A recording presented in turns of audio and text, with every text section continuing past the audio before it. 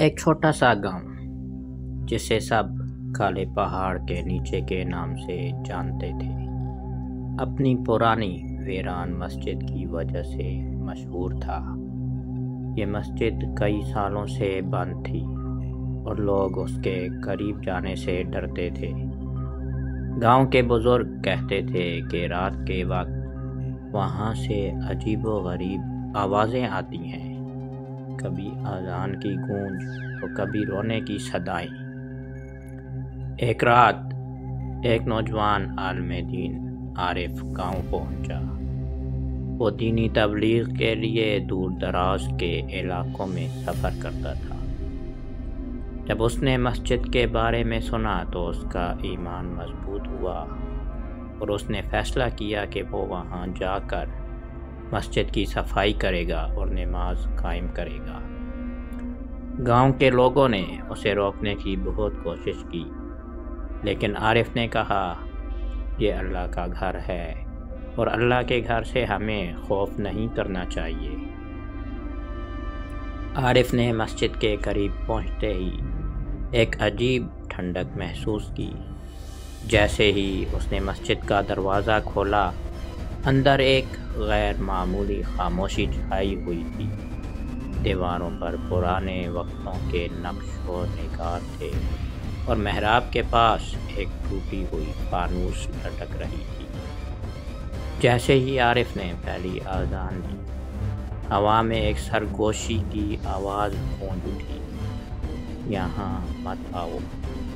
عارف نے نظر انداز کیا اور نماز پڑھنے لگا، لیکن جیسے ہی اس نے سجدے میں سر رکھا، اسے محسوس ہوا کہ کوئی اس کے قریب کھڑا ہے۔ عارف نے گاؤں کے لوگوں کو بتایا کہ اس نے کچھ عجیب محسوس کیا، لیکن وہ خوف زدہ نہیں تھا۔ اگلی رات وہ پھر مسجد گیا۔ اس بار اس نے دیکھا کہ مسجد کے فرش پر کسی کے قدموں کے نشان ہیں جو خون سے بنے ہوئے لگ رہے تھے۔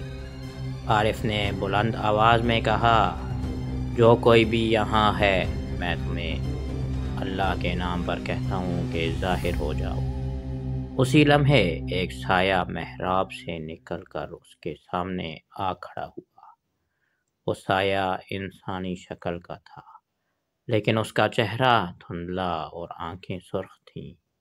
سایہ بولا، یہ جگہ ہماری ہے، یہاں سے چلے جاؤ، ورنہ تمہاری روح بھی اس جگہ قید ہو جائے گی۔ عارف نے قرآن پاک کی تلاوت شروع کر دی۔ جیسے جیسے آیات گونجی، سایہ تکلیف میں چیخنے لگا اور مسجد کی دیواروں سے عجیب و غریب آوازیں آنے لگیں۔ آخر کار سایہ ایک چیخ کے ساتھ غائب ہو گیا اور مسجد کی فضا صاف ہو گئی۔ گاؤں کے لوگوں نے اگلے دن دیکھا کہ مسجد مکمل طور پر روشن ہو چکی تھی اور عارف نے پہلی بار وہاں جمعے کی نماز قائم کی، لیکن مسجد کی محراب کے پاس ایک جلنے کا نشان باقی رہ گیا، جیسے کسی نے آخری بار وہاں اپنی موجودگی کا ثبوت چھوڑا ہو۔ کہتے ہیں آج بھی رات کے وقت اگر کوئی تنہا مسجد میں جاتا ہے تو اسے ہلکی سی سرگوشی سنائی دیتی ہے، یہاں مت آؤ۔ یہ کہانی ہمیں یاد دلاتی ہے کہ اللہ کا گھر، چاہے وہ کسی بھی حالت میں ہو، ہمیشہ پاک اور مقدس ہے۔ ہمیں اپنے ایمان کو مضبوط رکھنا چاہیے اور اللہ پر بھروسہ کرنا چاہیے۔ نماز ہمیں اللہ کے قریب کرتی ہے اور خوف کو دور کرتی ہے۔ آئیں ہم سب اپنے دلوں کو اللہ کے ذکر سے منور کریں اور مسجدوں کو آباد رکھنے کی کوشش کریں۔ یہی ہمارے دین کا درس ہے۔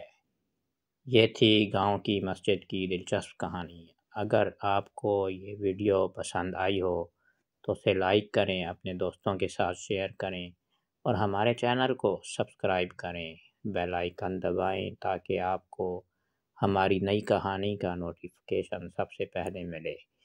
مزید ایسی دلچسپ کہانیوں کے لیے ہمارے ساتھ جڑے رہیں۔